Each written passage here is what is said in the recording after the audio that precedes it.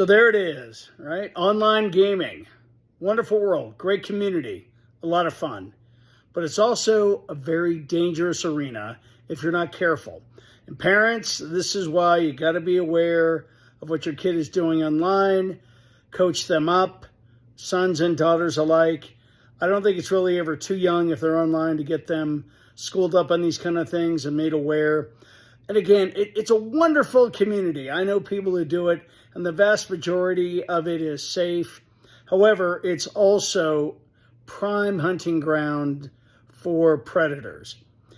You know, your kid's on there and they're playing in on a platform, or they're in a chat room, and they think, let's say it's your son. Let's say he's 15, and he thinks he's talking to another 15-year-old girl.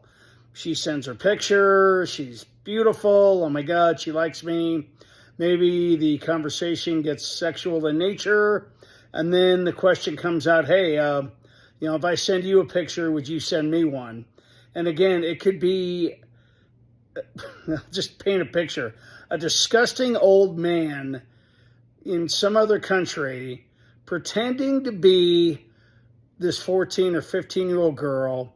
And again, I mean, there are operations out of the Philippines, out of Africa, specifically Nigeria, but lots of other countries. I'm not picking on them.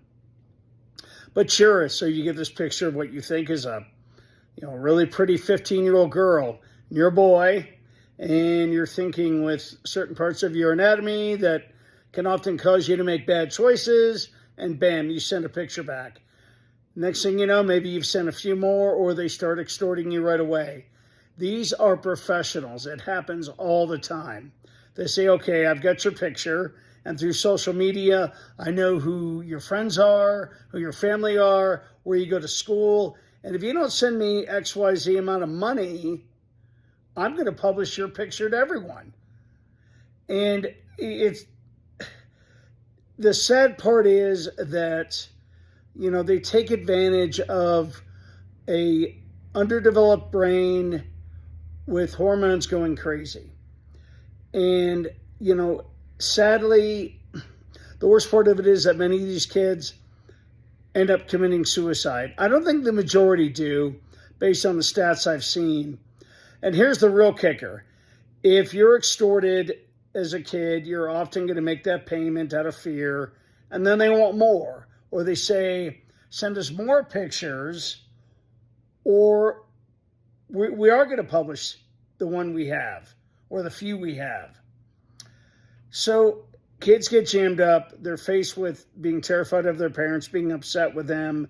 They're feeling ashamed, worried about being outed. I mean, we've all been teenagers. We know how rough that time of life can be.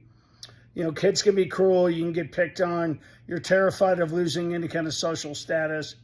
It's a difficult time. And these kids, they need our love. They need our support. But when it comes to suicides, when kids caught up in sextortion do commit suicide, it's typically the boys that are more likely to do it. They commit suicide in greater numbers than the girls do. There's a number of reasons for that. I don't want to spend an hour talking about the psychology. I just know what the stats have borne out. So we're getting back to school. Kids are starting their social lives up again.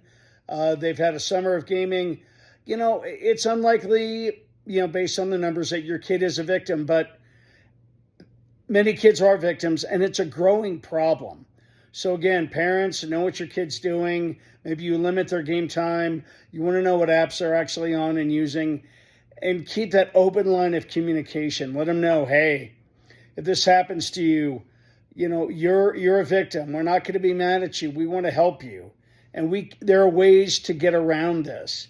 We can contact the authorities. So parents, just let your kid know that it's going to be okay, that they shouldn't be afraid to come to you, because that's a hell of a problem to try and unravel by yourself when you're at that age in life. So love them, take care of them, and watch what they're doing online. A lot of bad actors out there.